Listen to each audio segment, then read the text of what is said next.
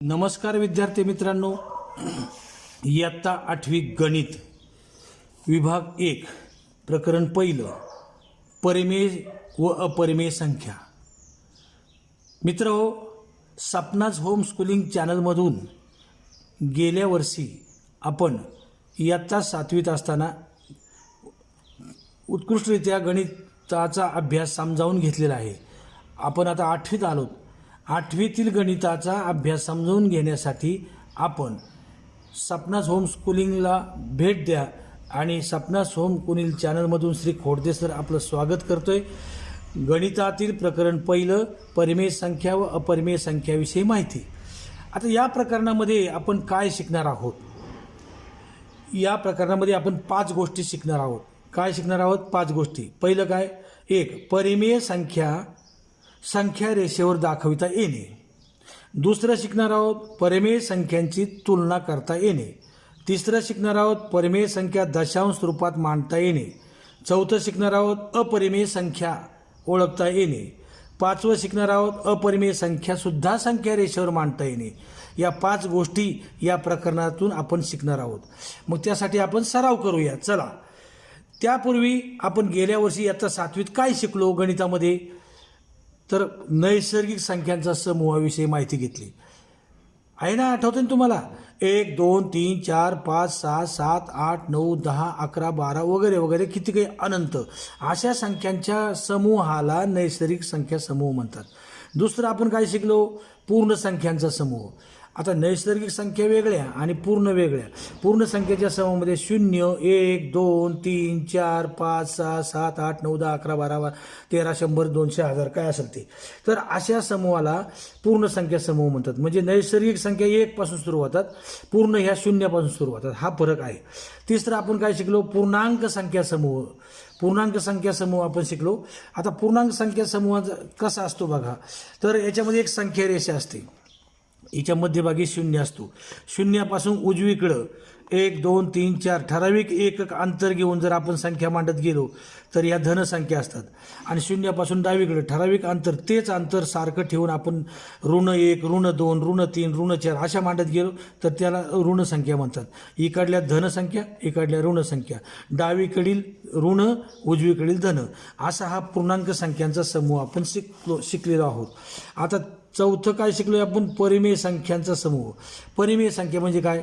7/2 8 ऋण 3 ऋण 2 0 3/31/5 3 पूर्णांक आपलं 5.31/5 म्हणजे 7/2 8 ऋण 3 ऋण 2 0 5.31/5 अशा संख्यांची जी मांडणी असते किंवा यांना परिमेय संख्या असे म्हणतात, या संख्यांचा समूह। आता जर m हा पूर्णांक आणि n हा ऋणेतर पूर्णांक असेल तर m/n या स्वरूपातील संख्यांना परिमेय संख्या असे म्हणतात।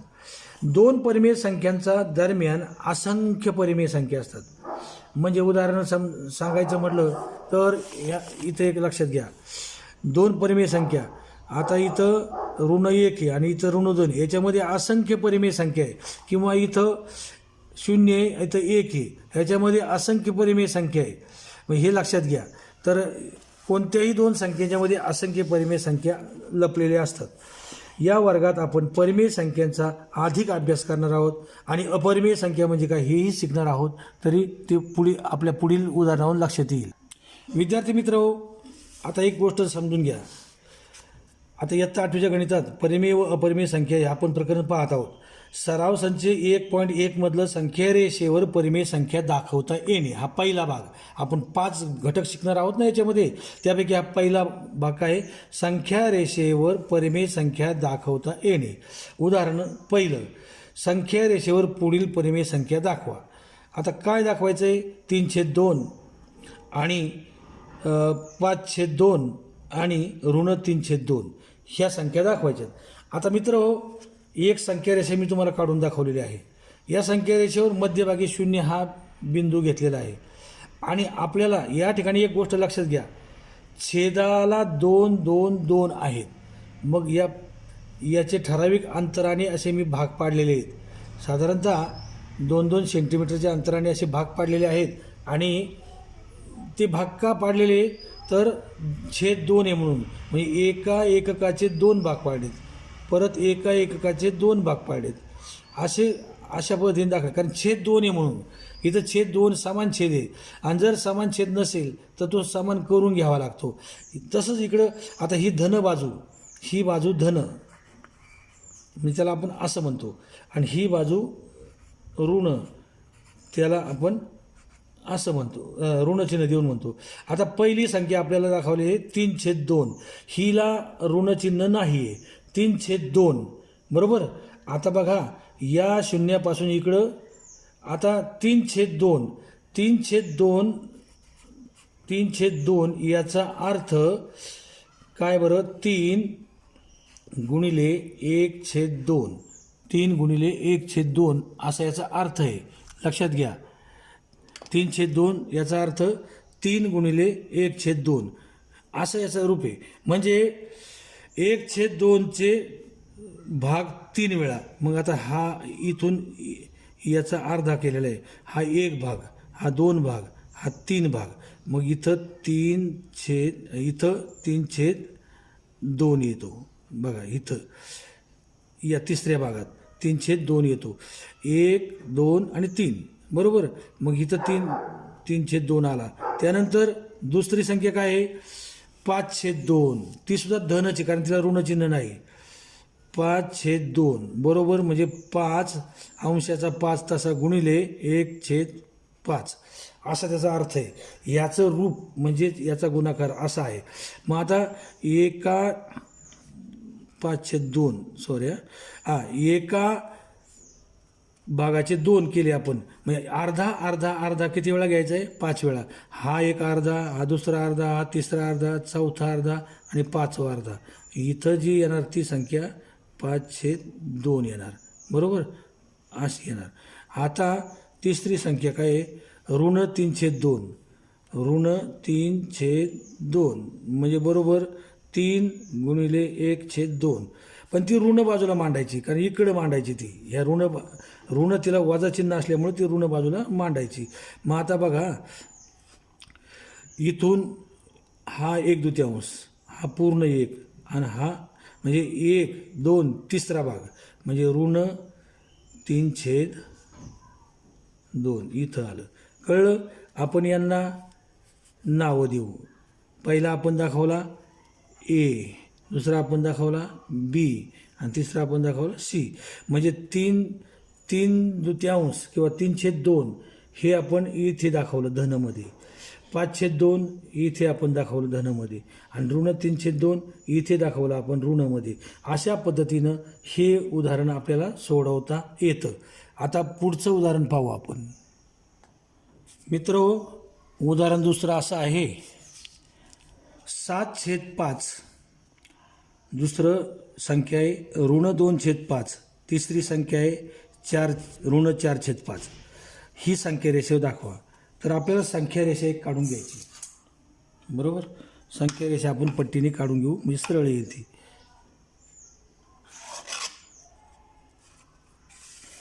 संख्या रेषा आपण काढली, मध्य ठिकाणी आपण 0 मांडला.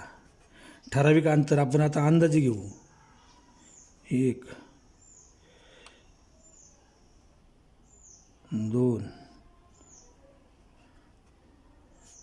किंवा आपण छोटी छोटी घरं पाडू. 1, 2, 3, 4, 5. आता 1,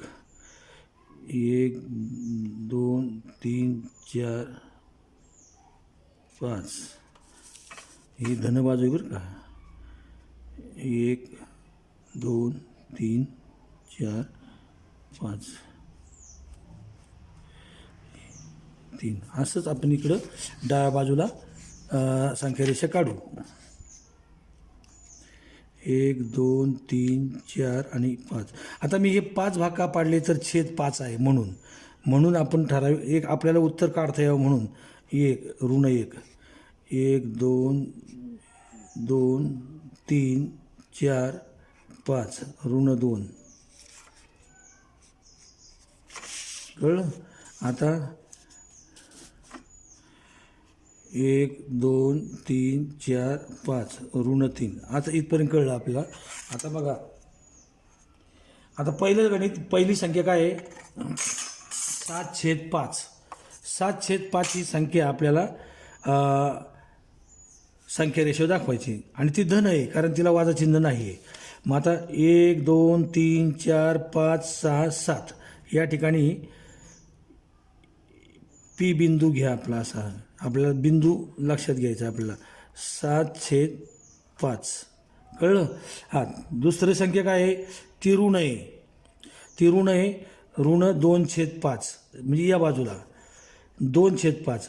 1 आणि 2 याला बी नाव देऊ आपण. 2/5 कळलं. हां, आणि तिसरी संख्या काय आहे? ऋण 4/5. ती ऋण म्हणजे शून्यापासून इकडंच आहे डाव्या बाजूला. 4/. 1 2 3 4 ती इथं 4/5. तर याला बी नाव दिलं, याला सी नाव दिलं. हे दोन बिंदू आपण दाखवलेले आहेत.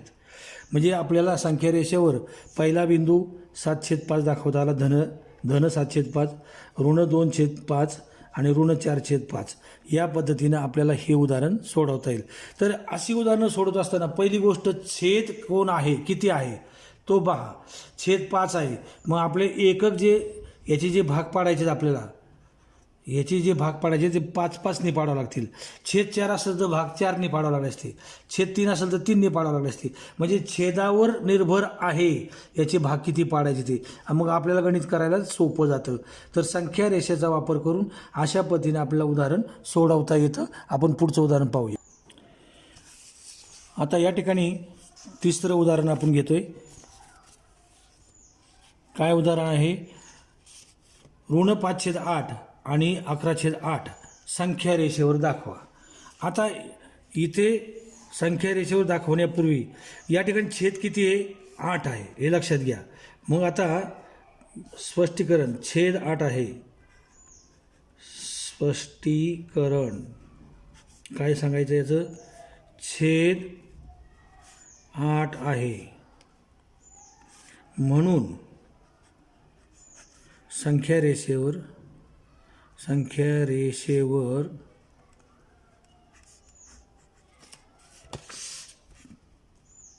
प्रत्येक एककाचे समान 8 भाग करून धन व ऋण संख्या मांडू. आता बघा, संख्या रेषा काढायची. आता त्यातपूर्वी मग आता दुसरा मुद्दा काय आहे यातला? आपली संख्या आहे ऋण 5/8 बरोबर. म्हणजेच 5 गुणिले 1/8 आणि 11/8 म्हणजे बरोबर 11 गुणिले 1/8 अशी यांची रूपं आहेत. हे कळलं. आता आपण संख्या रेषा जर अशी काढली,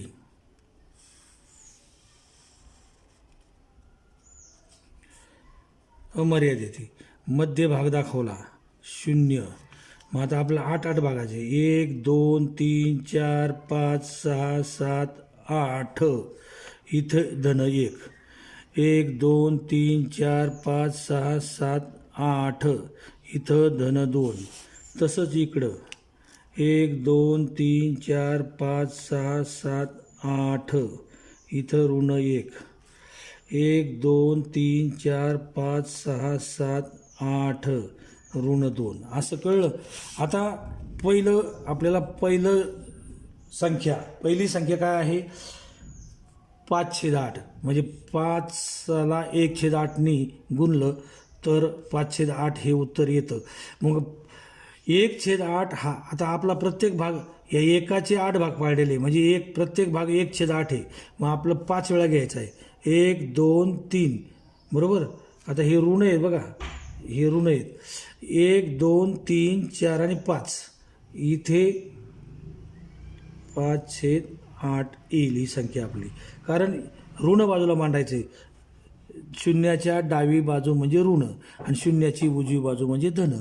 तर 5/8 हे 1/8 1/8 म्हणजे 1/8 2/8 3/8 4/8 आणि हे 5/8 हा आपला ए बिंदू दाखवतो. आता दुसरं 11/8 आहे म्हणजे 11 गुणिले 1/8. आता मग 11 भाग 1 2 3 4 5 6 7 8 9 10 आणि 11 इथे 11 बिंदू दाखवलेला आहे. बरोबर 11/8 आणि याला आपण बी नाव देऊ. मग आता आपलं गणित कसं झालं. ए बरोबर ऋण 5/8 आणि बी बरोबर 11/8 हे संख्या रेषेवर बरं का. हे संख्या रेषेवर ए बरोबर 5/8 आणि बी बरोबर 11/8 हे दोन बिंदू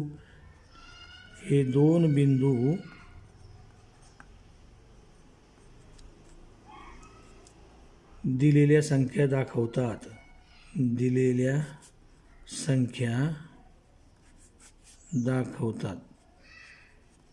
कळलं. अशा पद्धतीनं हे गणित सोडवायचं.